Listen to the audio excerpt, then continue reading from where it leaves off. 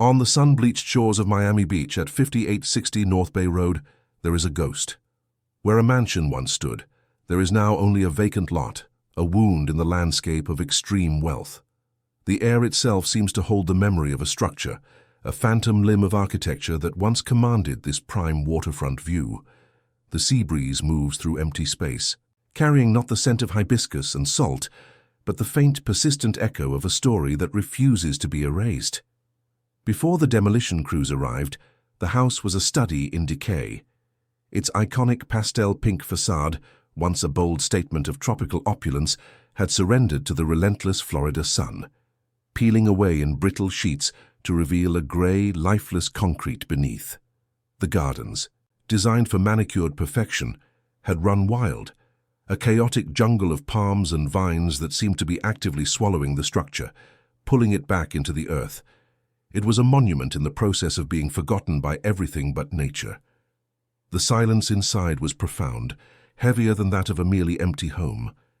It was a weighted silence, thick with the residue of unspoken conversations and unseen transactions. The air carried a damp, musty odor, the smell of stagnant water, of rotting wood, of money that had long since vanished.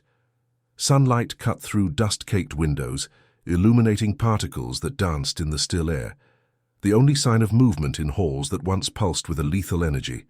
This was more than a building. It was an outpost, a forward operating base disguised as a millionaire's paradise. For a brief, violent period in the early 1980s, this house was the unofficial embassy of the Medellin cartel on American soil. It was not a home in any traditional sense, but a symbol of infiltration. A declaration that the most powerful criminal organization on earth could not only reach into the United States, but could purchase its most coveted real estate and operate in plain sight. The choice of pink was a stroke of psychological genius, a perfect piece of camouflage. In the flamboyant aesthetic of 1980s Miami, a pink mansion by the bay was not suspicious. It was cliché. It projected an image of harmless, sun-soaked frivolity, the kind of place owned by a legitimate tycoon with a taste for the theatrical. It was an architectural mask, hiding the cold, methodical business of a multi-billion-dollar narcotics enterprise behind a veneer of tropical charm. Its position on Biscayne Bay was its greatest strategic asset. The panoramic view of the water and the distant Miami skyline was not for aesthetic pleasure. It was for surveillance and logistics. The private dock that extended into the bay was not for mooring pleasure craft. It was an umbilical cord to a lawless maritime world, a discreet entry and exit point for the cash, the personnel, and the orders that fueled an empire of violence. The property existed in stark contrast to its neighbors. The other mansions along North Bay Road housed the scions of American industry, their fortunes built over generations. This house was different. It possessed a frantic, nervous energy, a sense of impermanence. It was a temporary throne, established not on a foundation of legacy, but on the volatile, ever-shifting sands of the cocaine trade. Its walls were complicit. They absorbed the frantic whispers of logistics, the low hum of counting machines processing mountains of cash, and the cold finality of decisions that would end lives thousands of miles away. Every marble tile and mirrored surface was a silent witness, reflecting the faces of men who moved between two worlds, the sunlit paradise of Miami Beach and the blood-soaked jungles of Colombia. The interior was designed not for comfort, but for impression and control. Wide, open spaces and reflective surfaces eliminated shadows, ensuring that everyone was visible to everyone else. It was a stage, a place where the performance of power was paramount. It was a space that mirrored the psychology of its master, a facade of openness and charm that concealed a deep, calculating paranoia. For Pablo Escobar, the mansion was never a logistical necessity. It was a psychological one. Owning this piece of land, this specific address, was the ultimate act of defiance. It was a way of claiming a piece of the American dream he was simultaneously corrupting, a trophy planted in the heart of the nation that had declared him its enemy. The house was a monument to his ego, proof that his power had no borders. Eventually, the empire's tide receded. The US government seized the property in 1987, turning it from an active nerve center into a frozen artifact of a bygone war. For years it sat empty, a decaying testament to a power that had overreached. Its notoriety grew in its abandonment, becoming a dark tourist landmark, a place where boat captains would slow down and point, telling tales of the narco who once ruled from within its pink walls. The structure itself became a physical embodiment of a ghost story, a haunted house whose specters were not spirits of the dead, but the lingering presence of ambition, greed, and terror. It stood as a silent, crumbling question mark on the shoreline, its secrets locked away inside, waiting for the final collapse that would either reveal them or bury them forever. Luxury was just the surface. What happened inside, few dared to know. To follow the trail of secrets that led to this ruin, subscribe for the full investigation.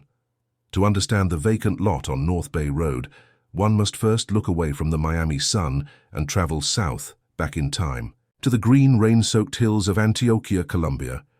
The origins of the Pink Mansion are not in architecture, but in deprivation.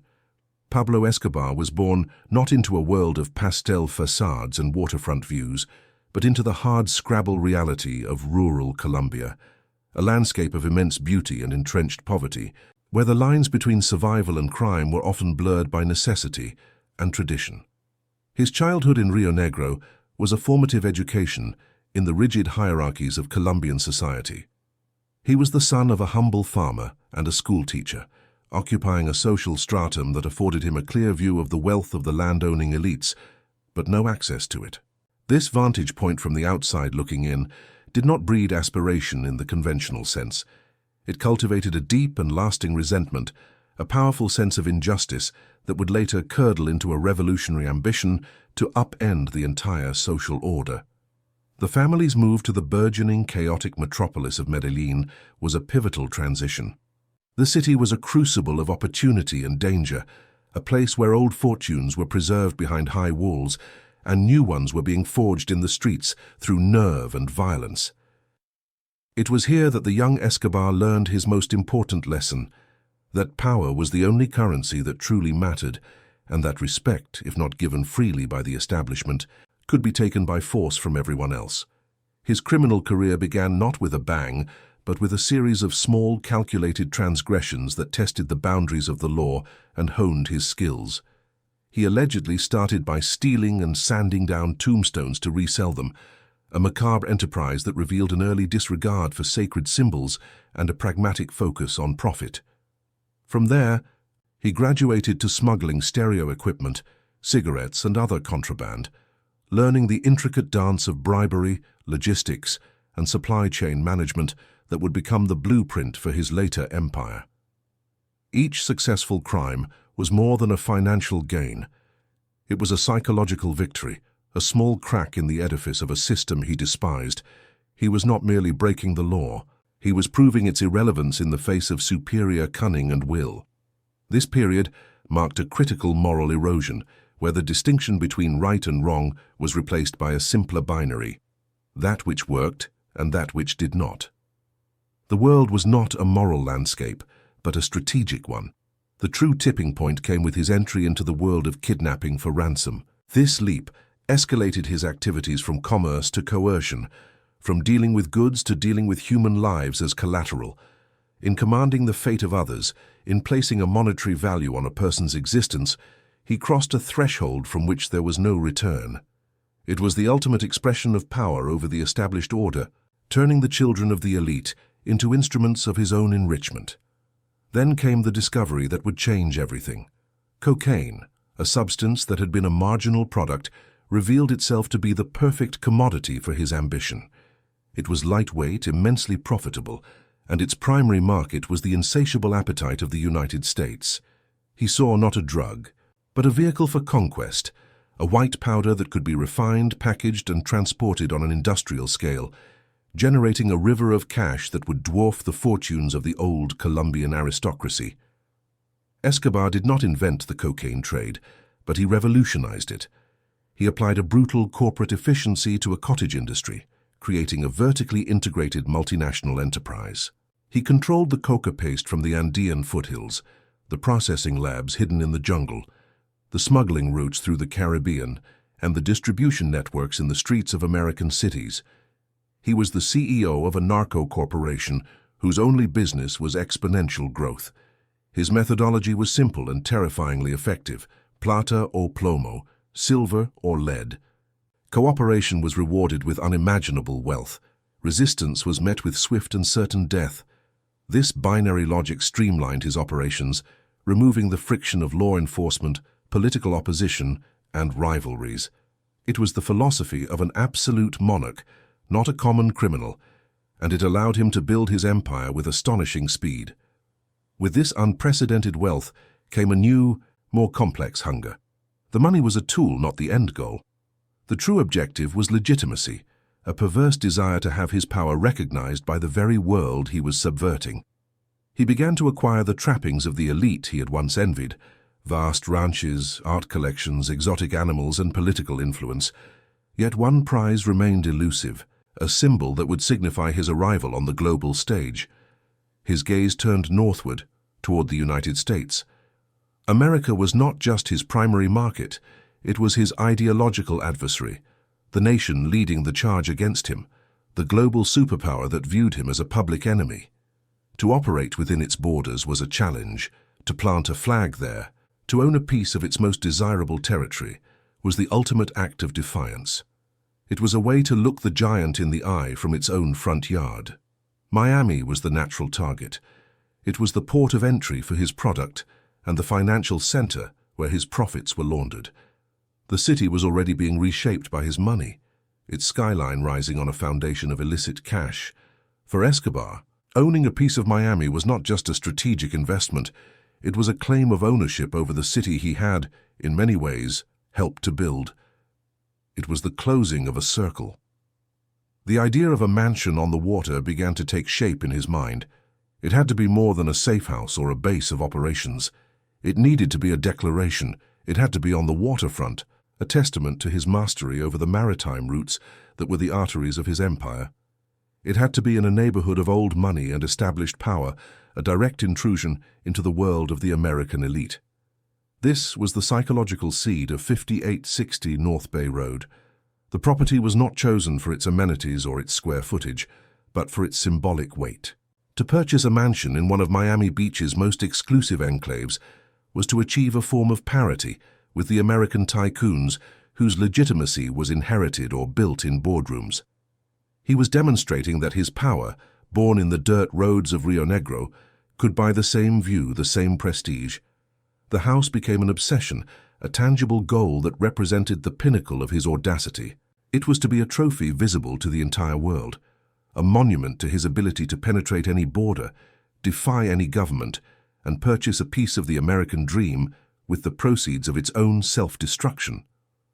The mansion was the answer to the insults of his youth, a statement written in concrete and stucco on the shores of his enemy. Therefore, the acquisition was not a simple real estate transaction. It was a strategic move in a psychological war. The search was for a stage, a platform from which he could project an image of untouchable power. The pastel pink facade, the private dock, the view of the bay. Every element was a calculated part of a larger narrative he was writing for himself, a story where the son of a Colombian farmer could become a king in the heart of the empire. The purchase of 5860 North Bay Road in March of 1980 was not a real estate transaction. It was an invasion. The price, a mere $762,500, was an insignificant sum for an organization that measured its profits by the ton. The true value was symbolic. It was the planting of a flag on enemy soil, a declaration that the Medellin cartel's reach was not confined to the jungles and cities of South America, but extended into the manicured heart of the American elite. The deed was signed not with ink, but with an unspoken challenge.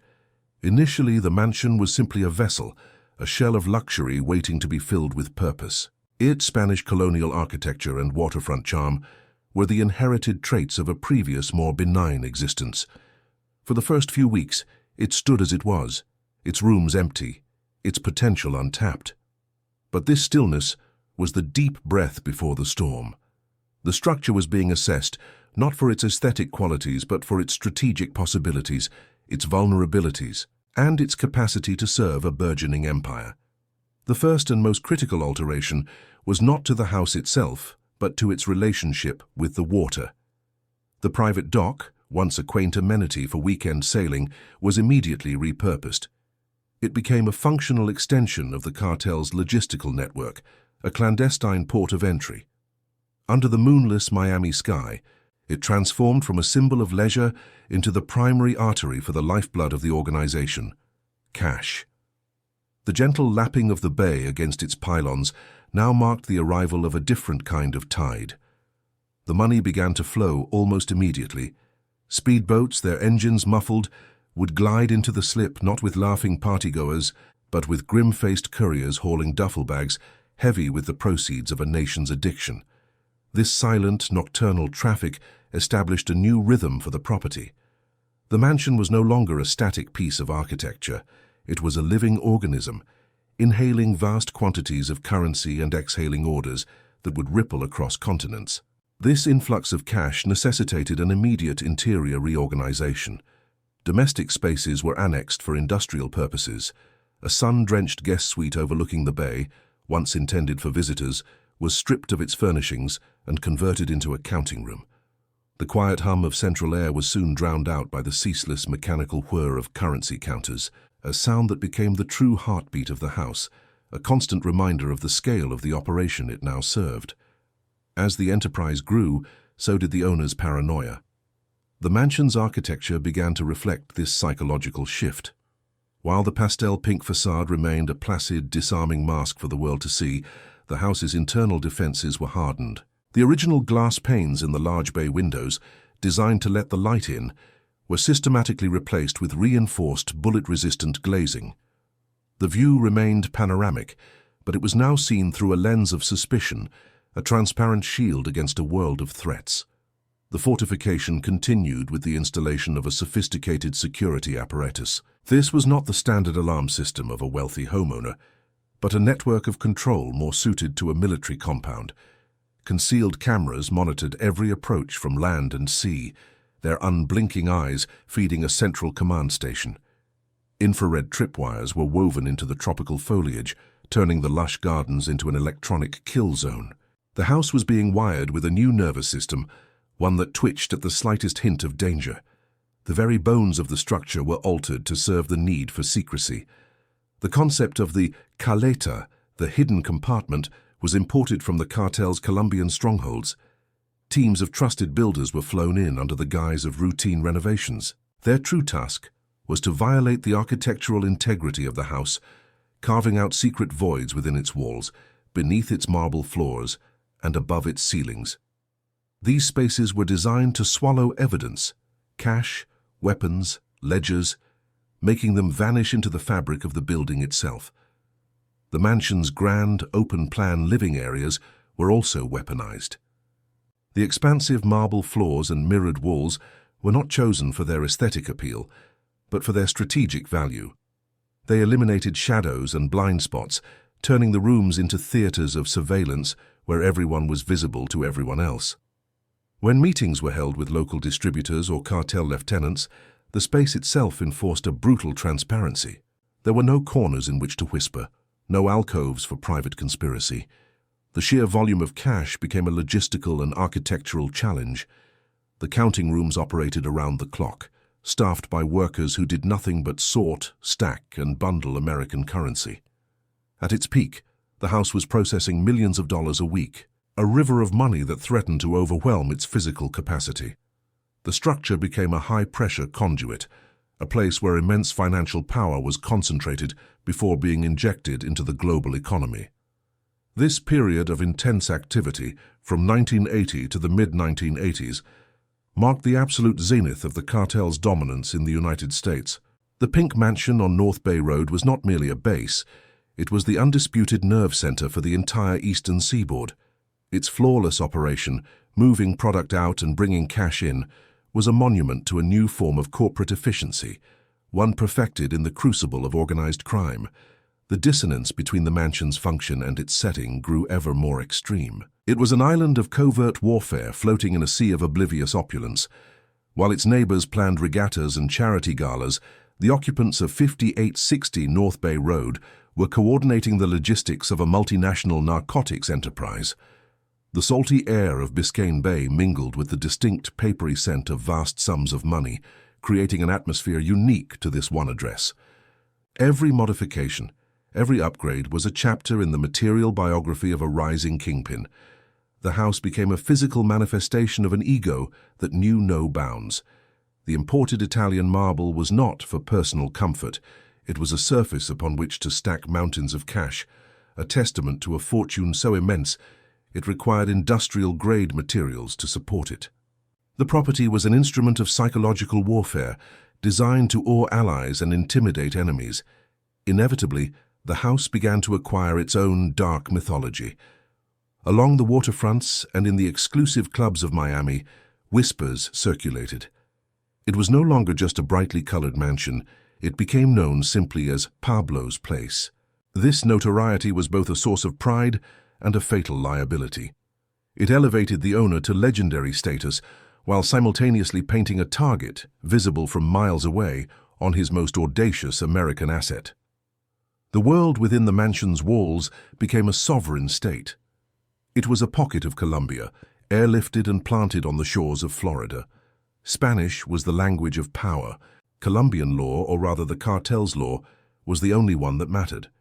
Decisions made by the poolside overlooking the glittering Miami skyline would result in bombings and assassinations in Bogotá and Medellín. The house was a bridge between two worlds, channeling American dollars south to finance a war at home. The systems for managing this flow were refined to a state of near perfection. A seamless, vertically integrated process was established. The cash arrived from the streets, was counted and bundled within the mansion, and then dispatched for laundering. It was funneled into a constellation of local front businesses, real estate agencies, luxury car dealerships, construction companies that absorbed the illicit funds, cleansing them and returning them to the legitimate economy. But this peak of operational brilliance was inherently fragile. An enterprise of this magnitude could not remain silent forever.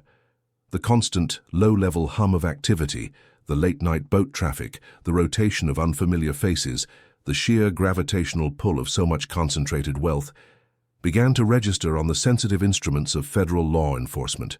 The DEA, the FBI, and the IRS were slowly, methodically connecting this flamboyant pink property to a vast and violent criminal conspiracy. The mansion thus exists in history as a snapshot, a perfect architectural embodiment of an empire at its absolute apex. It captures the moment of maximum power and audacity, just before the first cracks began to appear in the foundation. It was a monument to a strategy of brazen visibility, a belief that power, if displayed with enough confidence, becomes its own form of invulnerability. The structure never had the time to become a true fortress, to grow the moats and ramparts of the Hacienda Nápoles.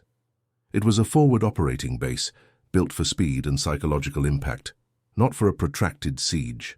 Its ultimate defense was meant to be the myth of its owner, the terrifying aura of a man who seemed to defy all laws of nations and nature.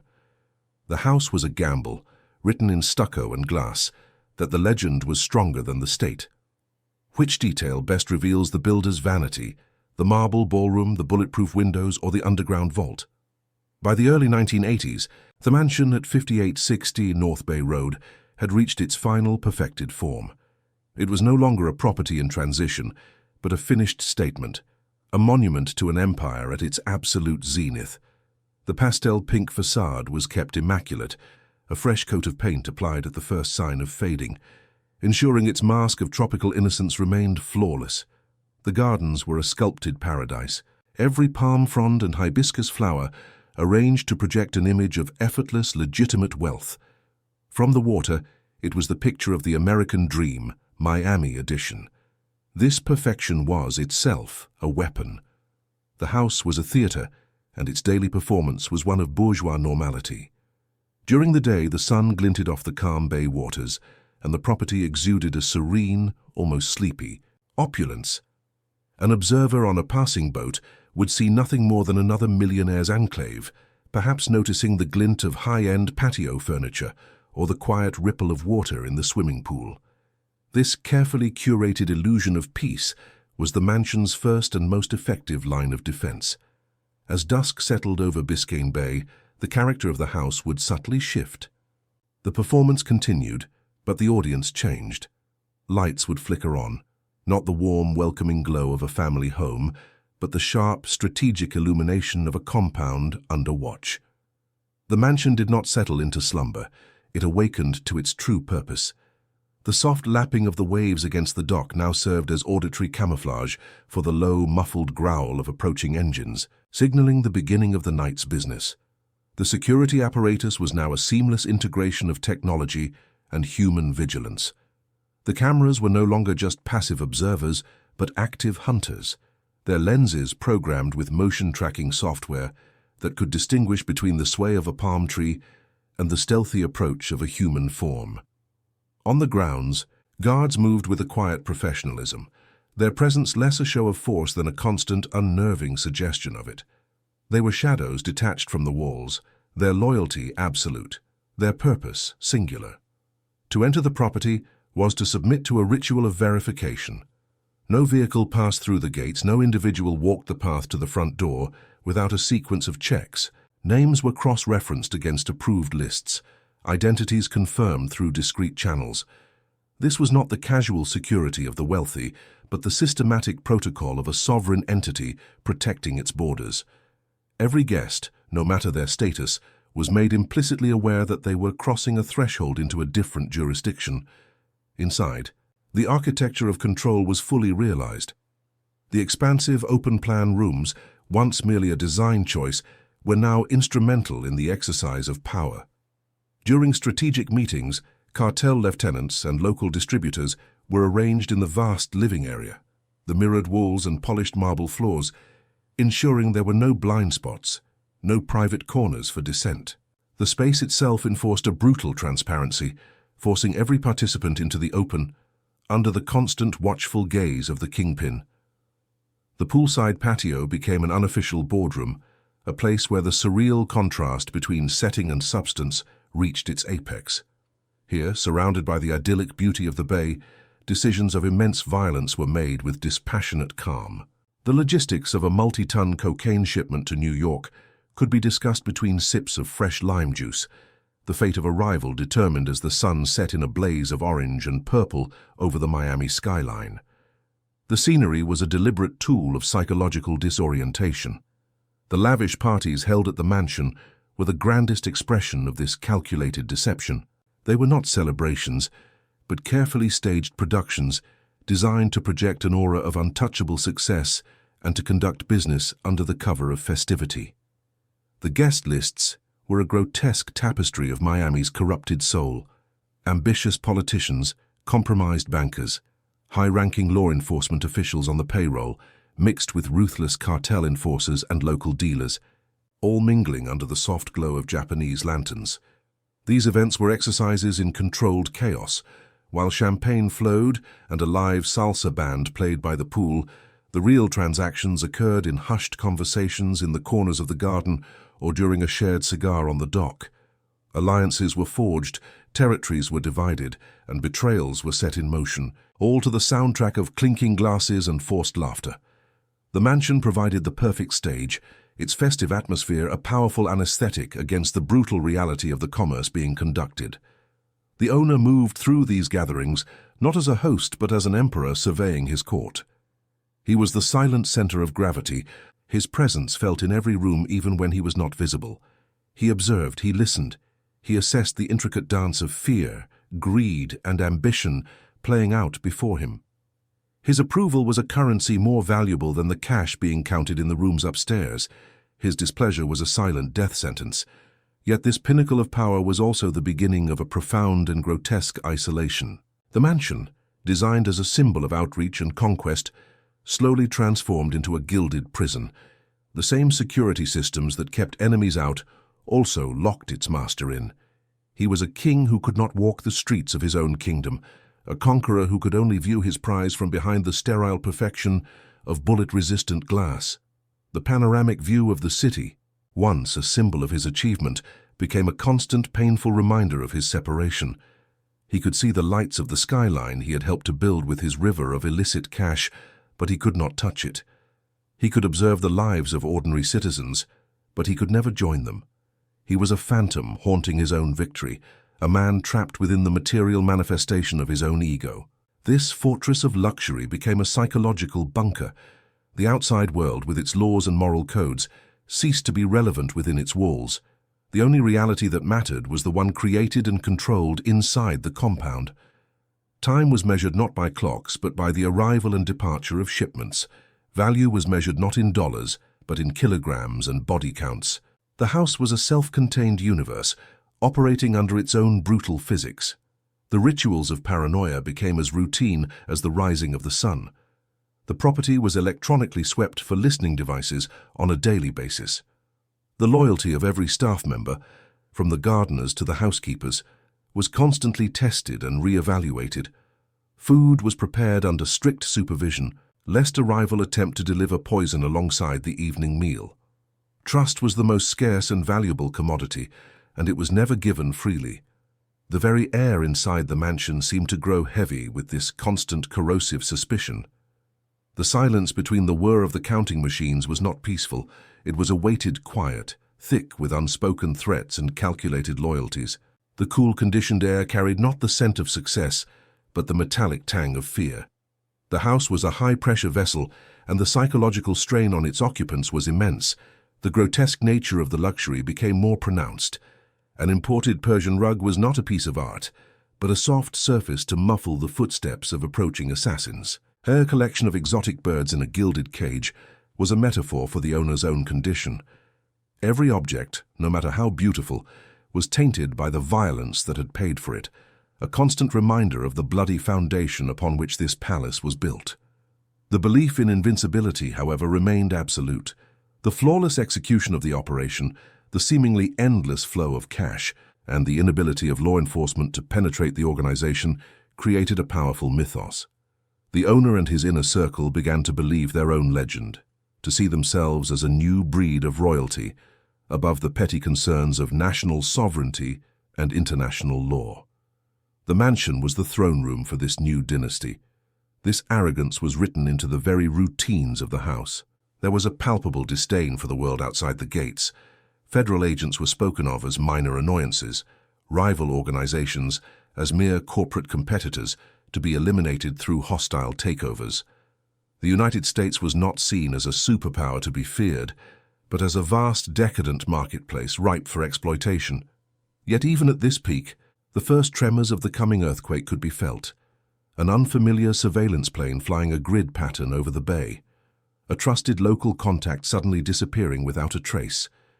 The news of a new federal task force being assembled with the specific mandate to dismantle the cartel's Florida operations.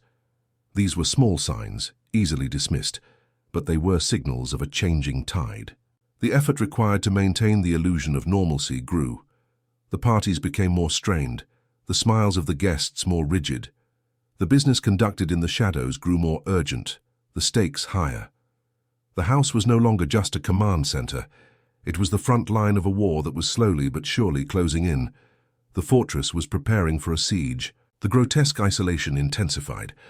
The world shrank until it was composed only of the manicured lawn, the pink walls, and the shimmering, inaccessible view of the bay. The mansion had become a perfect, self-sustaining ecosystem of power and paranoia, but in doing so, it had cut itself off from the world it sought to dominate. It was a star burning at its brightest, consuming its own fuel at an unsustainable rate. The reign was absolute, but the kingdom was an island.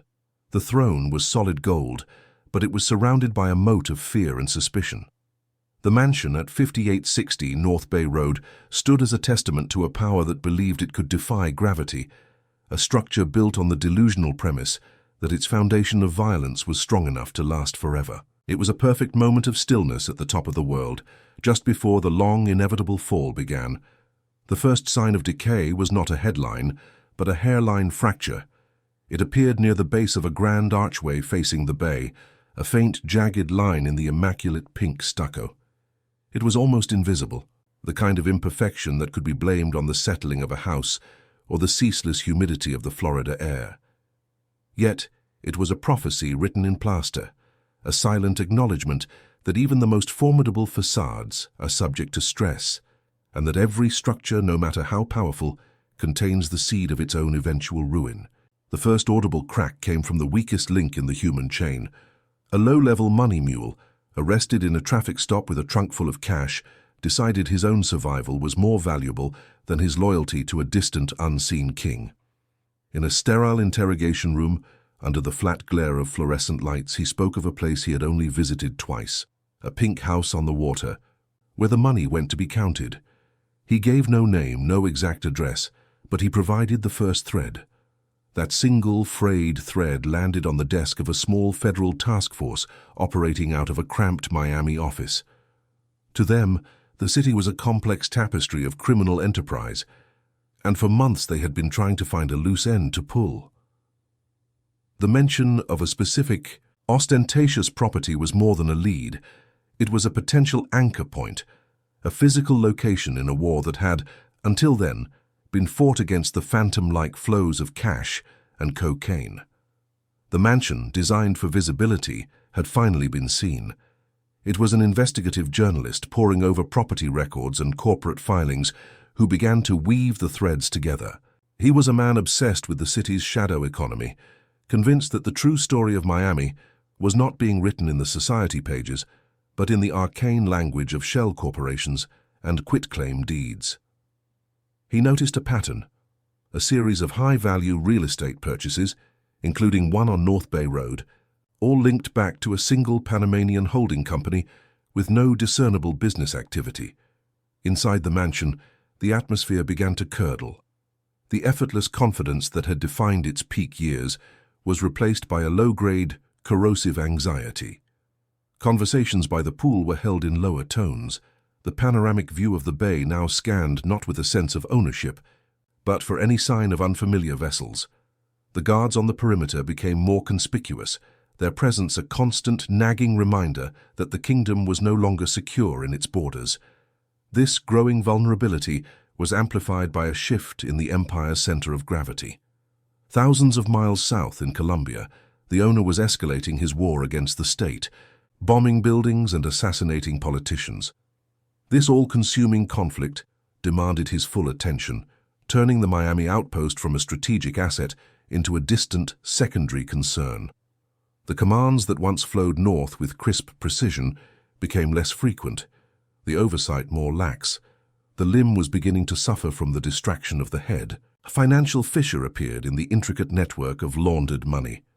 A trusted banker, grown careless with years of impunity, miscoded a wire transfer, sending a seven-figure sum through a channel that was being monitored. The transaction was flagged by a new computer algorithm at the Treasury Department. It was a single error in an ocean of illicit finance, but it created a digital breadcrumb trail that led directly to the accounts used to maintain the North Bay Road property. The physical house began to mirror this creeping neglect. A persistent leak in the roof of a guest bedroom left a spreading, map-like water stain on the ceiling, a slow-moving stain of corruption made visible. In the garden, a patch of weeds began to choke out a bed of exotic orchids. The flawless mask was slipping, revealing the first signs of a deeper, systemic rot. The structure was beginning to confess the pressure it was under. The whispers among the neighbors on North Bay Road grew into audible concerns. The initial tolerance for an eccentric, party-loving neighbor had evaporated, replaced by genuine fear. The muffled roar of speedboats in the dead of night, the constant rotation of unfamiliar, hard-faced men. It was no longer possible to pretend this was normal. An anonymous call was made to a local Crime Stoppers hotline, another small crack in the wall of silence. Within the organization, the first signs of dissent emerged. The lieutenant in charge of the Miami operation, a man valued for his cool-headed logistics, began to see the Pink Mansion not as a fortress, but as a liability. He argued for decentralization, for a network of smaller, anonymous safe houses. But his suggestion was perceived in Medellin not as sound strategy, but as cowardice. The mansion was a symbol of defiance, and to abandon it would be to admit weakness. The journalist published his story. It was a carefully worded exposé in a major newspaper, detailing a sophisticated money laundering scheme that used luxury real estate as its primary tool. It described, without naming the owner, a flamboyant waterfront palace that served as the scheme's nerve center. The article stripped the mansion of its camouflage. It was no longer hiding in plain sight. It was now a landmark on a map of organized crime. The story landed like a bombshell in Washington. It provided political ammunition for lawmakers who had been pushing for new tools to fight the drug war. The abstract threat of narco-trafficking was given a concrete address.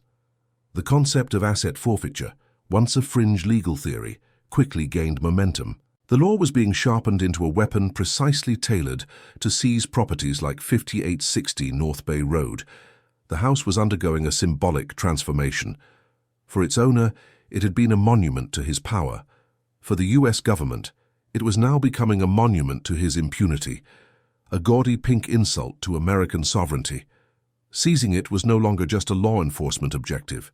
It was a political imperative, a way to publicly reclaim territory that had been annexed by a foreign criminal power.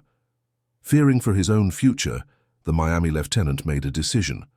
Through a trusted intermediary, he established a back channel to a federal agent. He did not become a full-blown informant, but he confirmed a crucial piece of intelligence: that the North Bay Roadhouse was used primarily for the consolidation and counting of cash. The whisper from the interrogation room was now an officially corroborated fact.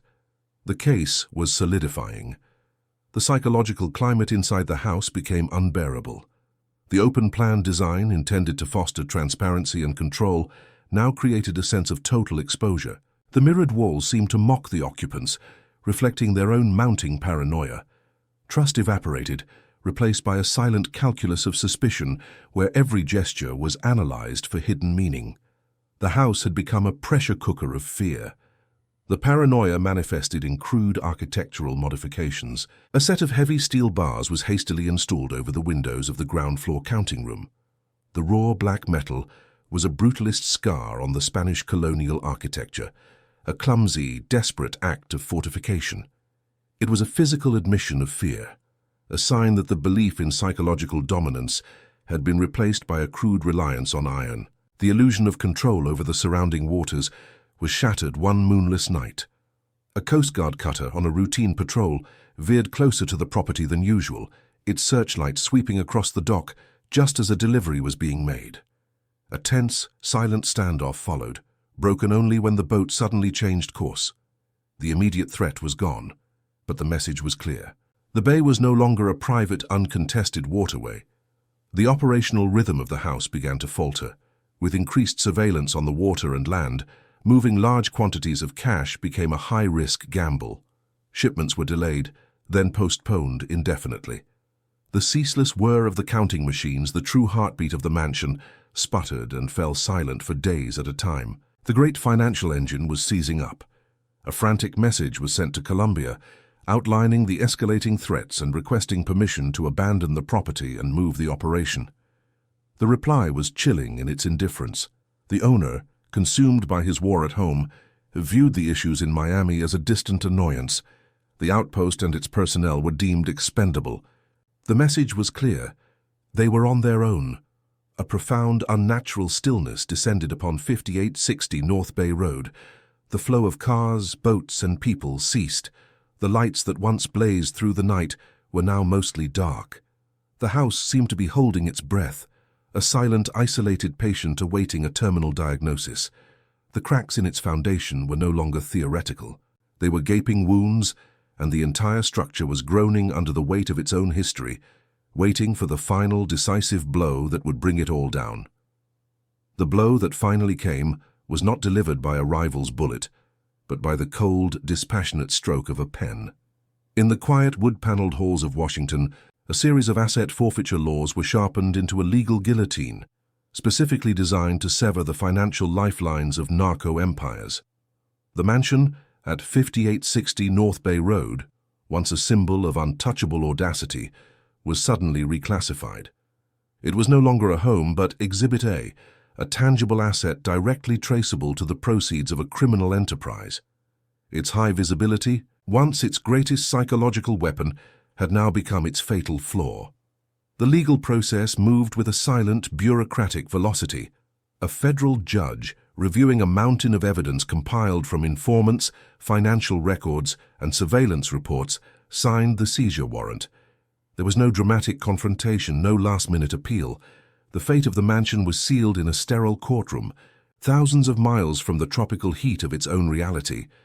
The document itself was the true instrument of conquest, a piece of paper that held more power than all the guns and enforcers the cartel could muster. The operation began not with the thunder of a midnight raid, but in the flat grey light of a Tuesday morning. A convoy of unremarkable sedans and panel vans rolled through the gates, their arrival announced not by sirens, but by the quiet crunch of tires on the gravel driveway. Federal agents in windbreakers, their faces grim and professional, fanned out across the manicured lawn. This was not an assault, it was an eviction, an administrative procedure executed with the methodical force of the state. They breached the front door, not with an explosive charge, but with a simple battering ram against a lock that offered little resistance. The sound echoed through the cavernous, empty foyer, a percussive announcement that the sovereignty of this small kingdom had been officially and irrevocably violated. The air that rushed out to meet them was stale and still, carrying the scent of abandonment, the ghost of a presence that had fled in haste. The house was a hollowed-out shell, a stage abandoned moments after the final act. The agents moved through the rooms with a practiced, almost clinical detachment. The only sounds were the heavy tread of their boots on the marble floors, the crackle of their radios transmitting clipped, coded messages, and the sharp metallic click of evidence markers being placed. They were not warriors storming a fortress, but auditors taking inventory of a bankrupt enterprise. Every surface was a silent witness to a frantic departure. A half-empty glass left on a poolside table, a hastily discarded ledger with its pages torn out, the faint impression in the carpet where a heavy piece of furniture had recently stood. The mansion was a crime scene, but the primary victim was the illusion of permanence that had been so carefully constructed within its walls. The occupants were gone, but their paranoia lingered like a stain. The search was a systematic violation of the house's very being. It was turned inside out, its architectural secrets laid bare. Teams of agents moved from room to room, their search not for people, but for the hidden anatomy of the building itself. They were looking for the calitas, the secret compartments that were the signature of the cartel's paranoid architecture, the voids designed to swallow the physical evidence of the empire. The process was an assault on the symbols of narco wealth. A large garish oil painting of a charging bull was lifted from its moorings, not for its artistic merit, but to inspect the wall behind it. The velvet ropes of a private screening room were unclipped and tossed aside. The ostentatious displays of power were treated with contempt, reduced to mere obstacles in a forensic investigation. The house was being stripped of its personality, one object at a time. The hunt for the hidden spaces became an obsession. Agents tapped along the walls, listening for the hollow echo that would betray a hidden cavity. They unrolled original blueprints, comparing the structure as it was designed to the structure as it stood, searching for discrepancies. Electronic stud finders and density scanners were brought in, their electronic beeps a modern form of divination, seeking the ghosts of money and weapons hidden in the plaster. The Italian marble floors, once the pride of the mansion, were now treated with suspicion.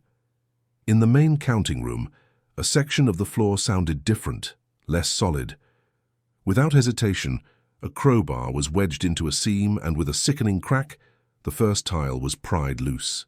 The sound of the stone breaking was the sound of the facade finally giving way, revealing the raw grey concrete of the foundation beneath. Beneath the shattered marble, they found what they were looking for, the faint outline of a concealed trapdoor. It was pried open, revealing a dark, musty crawl space. The air that rose from it smelled of damp earth and decay. An agent descended with a flashlight, its beam cutting through the darkness to illuminate not stacks of cash or weapons, but an empty, cobweb-filled void. The secret had been revealed, but its contents had long since vanished. In the master bedroom, hidden beneath an opulent Persian rug, the searchers discovered a large circular floor safe, its steel face flush with the concrete slab. This was the heart of the house's security, its final, most intimate vault. The arrival of a specialist with a high-powered drill signaled the beginning of the final siege. The high-pitched whine of metal grinding against metal filled the room, a surgical procedure to extract a secret the house was trying to keep. Hours later, with a final heavy groan, the locking mechanism gave way. The thick steel door was pulled open. Inside there was nothing. No cash, no documents, no jewels. Its absolute emptiness was a final, defiant gesture, a testament to the foresight and discipline of the organization. It was a silent boast that they had seen the end coming and had left nothing behind but the hollow shell of their power. Outside, the perimeter of the property was secured. The private dock, once the umbilical cord of the enterprise, was now wrapped in yellow crime scene tape. A team of federal divers, clad in black wetsuits, slipped into the murky waters of the bay, their powerful underwater lights probing the silt and seagrass for anything that might have been jettisoned in the final desperate moments before the abandonment. The interior of the mansion was slowly emptied. Every remaining piece of furniture, every light fixture, every appliance was tagged as evidence and carried out into the unforgiving Florida sunlight. The house was being systematically disemboweled, its contents laid bare on the lawn like the organs of a dissected animal. What had once been a palace was now just a collection of assets to be catalogued and auctioned. When the agents finally departed, they left behind a new kind of silence. It was not the weighted silence of paranoia, but the hollow, echoing silence of a tomb. They sealed the doors with official government notices, the stark, black and white text a formal epitaph for the narco kingdom that had briefly flourished there. The mansion was no longer a home or a headquarters. It was a captured vessel, a prize of war. The property was now a trophy for the state, its seizure broadcast as a major victory in the war on drugs. The pink facade, now smudged and scarred from the raid, became a backdrop for press conferences. The narrative was simple and powerful. The long arm of American law had reached into the heart of the enemy's territory and reclaimed it. The mansion's purpose was inverted, its infamy repurposed as a tool of government propaganda. The reign of 5860 North Bay Road was over. The power it had once projected, a power that seemed to bend the laws of nations and economics, had evaporated, leaving behind only a compromised structure of stucco and glass. It stood as a monument to a spectacular failure, a physical reminder that an empire built on such a volatile foundation was destined not for permanence, but for foreclosure. So where does power truly reside, in concrete, or in what survives its fall? To see what secrets were finally unearthed from the rubble, subscribe and follow the final chapter of this investigation. For years after its seizure, the mansion existed in a state of suspended animation, a legal ghost held in the cold custody of the state. The vibrant pink of its facade surrendered to a chalky, leprous pallor, peeling away under the relentless assault of sun and salt. The once manicured gardens, abandoned by their keepers, staged a slow, inexorable coup, with wild vines scaling the walls and strangling the ornamental palms. The house was not merely empty, it was being actively consumed by the very tropical paradise it was meant to command, a structure dying a slow public death from neglect. While the house rotted in the Florida humidity, its master was being hunted in the cool mountain air of his homeland. Pablo Escobar, the man whose ambition had given the mansion its purpose, was now a fugitive in his own country, his empire collapsing under the combined weight of the Colombian state and rival cartels. His end came not in a palace but on a middle-class rooftop in Medellin, a frantic, bloody scramble that concluded with a single fatal shot. The kingpin who had commanded a global enterprise died a common outlaw, his body a final, gruesome testament to the fleeting nature of a power built on terror. With its owner dead, the mansion transformed into a pure symbol, a dark landmark on the sun-drenched map of Miami Beach. It became a fixture of local law, a mandatory stop for tour boats that would idle in the bay as guides recounted lurid tales of the narco who once ruled from its silent rooms. The house was no longer a piece of real estate but a scar, a tangible reminder of the city's violent past, its notoriety growing even as its physical structure decayed. It was a monument whose only function was to bear witness to its own spectacular failure. In 2014, the property was finally sold. The new owners were not drawn by its architecture or its location, but by its infamy. Their stated purpose was not preservation but exorcism. They purchased the house with the explicit intention of demolishing it, of razing the structure to the ground to eradicate what they called the negative energy that saturated its very foundations. The sale was not an act of development, but of symbolic cleansing, an attempt to surgically remove a malignant tumor from the landscape of North Bay Road. The demolition, in January of 2016, was a spectacle of controlled violence. Under the watchful eyes of news crews and curious onlookers, a heavy excavator began its work, its steel claw tearing into the pastel walls with methodical brutality. The sound of crumbling concrete and shattering glass echoed across the water, a percussive death knell for the silent witness. The house that had operated in the shadows was dismantled in the full glare of the public eye, its final moments broadcast as a morbid form of civic renewal. This final act became a frantic modern-day treasure hunt. Rumors of hidden fortunes, of the legendary caletas that had never been found, fueled a media frenzy. During the demolition, a floor safe was indeed discovered, its steel door pried open to reveal nothing but a hollow, empty void. The house, even in its death throes, seemed to mock those who sought its secrets, offering up an empty vault as its final ironic statement. It had been a conduit for immense wealth, but had kept none for itself. The focus shifted to the private dock, the old umbilical cord to a lawless sea. Divers were sent into the murky depths of Biscayne Bay, their lights cutting through the silt as they scoured the seabed for jettisoned packages of cash or weapons. They found nothing but mud, rusted debris and the ghosts of 1,000 silent arrivals. The dock now led nowhere, its purpose erased, a wooden finger pointing out at a bay that had long since swallowed any evidence it might have held. When the dust settled, there was only the void. The demolition left a raw, gaping wound in the otherwise perfect tapestry of waterfront properties, a rectangle of scarred earth where a monument to audacity once stood. The absence of the house was somehow more powerful than its decaying presence had been.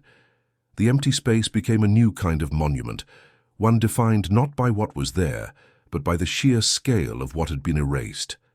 The city of Miami had attempted to purge a painful memory, to tear a page from its own history. Yet the ghost of the mansion proved more resilient than its physical form. The vacant lot became a canvas for the city's collective imagination, a place where the legends of the cocaine cowboys era could continue to echo. A building can be destroyed, but a story, once it has taken root in a place, is far harder to kill. The house and its masters shared the same trajectory, from spectacular ascent to absolute ruin. Both were monuments to an ego that believed it could defy the laws of gravity and government. The mansion was the architecture of that delusion, a structure built on the belief that power, if displayed boldly enough, could create its own reality. Its demolition was the final proof that even the most imposing facades eventually crumble under the weight of their own lies. Perhaps what we build says less about our power than about our fear of being erased. On the sun-bleached shores of Miami Beach, a ghost no longer needs a house to haunt. The empty space at 5860 North Bay Road is a silent testament to a fallen empire, a story written not in concrete, but in the memory of a city that was forever changed. If stories like this make you see power from a different angle, subscribe to follow other downfalls as astonishing as this one.